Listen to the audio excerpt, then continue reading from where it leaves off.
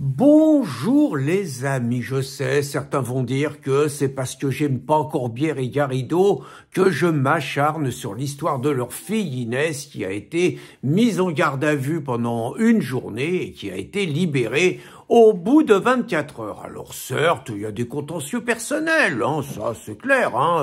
On n'a pas oublié, j'ai pas oublié qu'en 2010, Alexis Corbière, alors adjoint au maire de Delanoë, avait fait le siège du bureau de Delanoë pour faire annuler les assises internationales contre l'islamisation de nos pays que nous organisions Espace Charenton dans le 18e à Paris.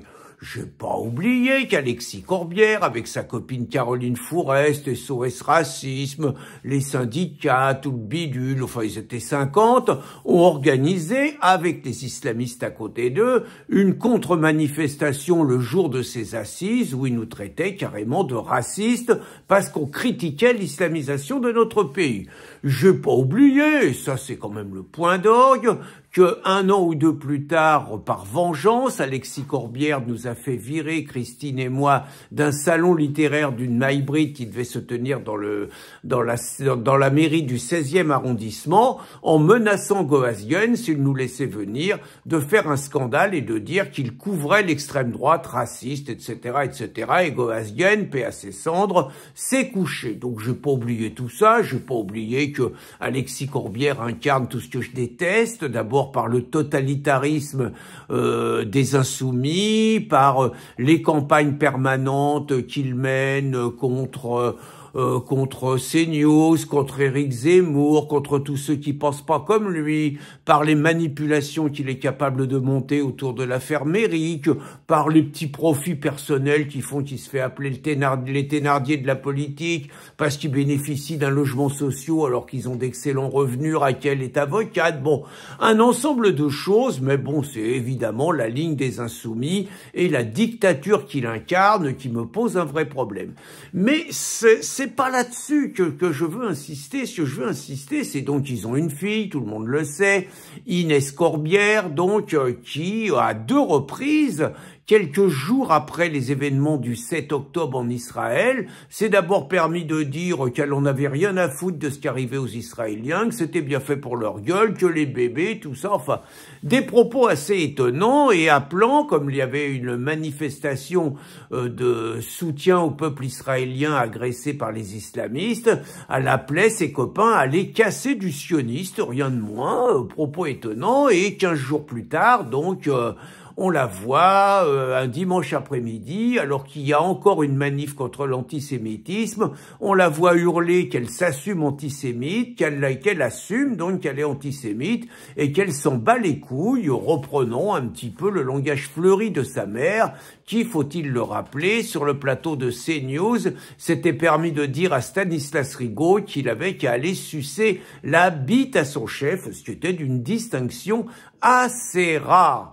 Donc, ce qui est vraiment stupéfiant, c'est que depuis cette date-là, il y a eu un silence médiatique complice assez surprenant, et même lors de l'arrestation d'Inès Corbière, pas un mot dans les médias, comme s'il y avait la volonté de protéger le couple Corbière, qui, faut-il le rappeler, sont quand même des insoumis et sont quand même normalement en lutte contre le gouvernement. Donc, je trouve réellement cette complicité étrange, même si là, bon, ça sort un peu, parce que imaginez-vous comme ça, quoi, imaginez-vous que ce soit Mathilde, alors pas Mathilde Panot, Mathilde, la fille de Le Pen. Mathilde Panot, elle vient de passer une nuit avec les sans-abri, avec les caméras, surtout avec Sandrine Rousseau, sous une grande tente, et puis quand même, avant, ils avaient été manger une bonne choucroute à 50 balles la part, bon, puis ils avaient pas emmené les SDF, et les SDF, ils auraient sali la moquette, ils seraient mal tenus, tout, bon, ils s'étaient bien coiffrés, bon, mais ils ont fait le buzz et tout, entre nous, quand depuis des années, il y a des Français pauvres qui sont dans leur voiture et tout, on les voit pas beaucoup, parenthèse, donc on revient, c'était pas Mathilde Panot dont je vous parlais, c'était Mathilde, la fille de Marine. Imaginez que la fille de Marine Le Pen tienne exactement les mêmes propos que Inès Corbière. Est-ce que vous auriez un silence médiatique? À mon avis, ce serait un détail de Jean-Marie Le Pen ou un dur à four crématoire de Jean-Marie Le Pen puissance 100. C'est-à-dire que vous auriez les Insoumis en tête, Corbière et Garrido en tête, qui se permettraient de dire que si elle a dit ça, c'est qu'elle a entendu ça toute sa vie, que c'est le fruit d'une éducation, qu'elle a dû entendre des horreurs sur les Juifs pendant toute son enfance, que c'est un scandale, que Marine Le Pen peut pas rester députée, on aurait demandé la levée de son immunité parlementaire, elle aurait été sifflée quand elle serait rentrée à l'Assemblée nationale, sur les plateaux de télévision. Tout le monde demanderait aux députés du Rassemblement national qui viennent « Qu'est-ce que vous pensez alors des propos de Mathilde Le Pen quand même? C'est un peu embêtant. Est-ce que vous condamnez? Est-ce que vous désavouez? Est-ce que vous demandez la démission de Marine ?» Enfin bon, vous aurez la meute, quoi. Vous auriez l'acharnement de la meute médiatique. Là, je vous ferai remarquer qu'on fout une paix royale aux Insoumis. Il n'y a pas un Insoumis à qui on a demandé « Bon, vous pensez quoi des propos d'Inès? C'est quand même embêtant. Est-ce que vous pensez que Alexis Corbière et Raquel Garrido peuvent rester députés? Est-ce que vous pensez que... rien. Si Mathilde Le Pen avait dit ça, imaginez toutes les plaintes qui seraient tombées. Vous auriez eu évidemment les plaintes de la LICRA, vous auriez eu les plaintes de l'Union des étudiants juifs, vous auriez eu les plaintes du CRIF, ça serait tombé toutes les associations antiracistes, ça serait tombé de partout. Il y aurait eu naturellement des condamnations unanimes de toute la classe politique française. Là, pas une plainte des associations dites antiracistes, pas une plainte des associations juives, pas une condamnation des forces politiques françaises, un silence total, un silence absolu, y compris quand on voit le communiqué de Corbière, parce que là aussi c'est très étonnant. Moi j'aurais attendu, ils sont obligés de communiquer, ils ont mis le temps entre nous, hein, mais j'aurais attendu, je sais pas, un communiqué de Raquel Garrido, d'Alexis Corbière et de Raquel Garrido, et ils disent nous, quoi. Et le titre c'est ma réponse, donc Alexis Corbière, ma réponse avec Raquel Garrido. C'est bizarre quand même, c'est un peu sexiste quand même. Mais bon, en gros, leur angle d'attaque, c'est qu'ils disent que c'est Damien Rieu qui a révélé l'affaire. Et que Damien Rieu, il est d'extrême droite. Ben oui, mais et alors ?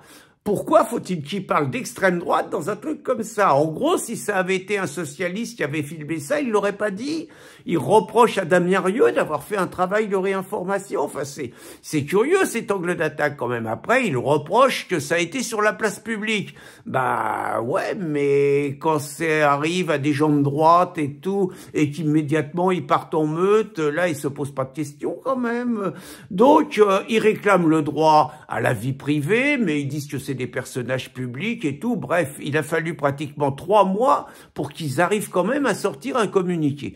Alors, je voulais juste insister là-dessus. Je pourrais me dire que si c'était des parents, on va dire, réellement désespérés et totalement innocents sur cette affaire, bon, j'aurais un peu de compassion et j'en rajouterais pas. Mais quand je me dis comment ces gens-là se comporteraient, si ça arrivait à Mathilde, si ça arrivait à quelqu'un du Rassemblement national, le comportement en meute qu'ils auraient, exactement le même comportement en meute qu'ils ont eu contre Grégoire de Fournas à l'Assemblée nationale quand ils l'ont traité de raciste, alors qu'il avait simplement dit qu'il retourne en Afrique et qu'il parlait d'un bateau, et que là, vous avez vu la meute, le comportement.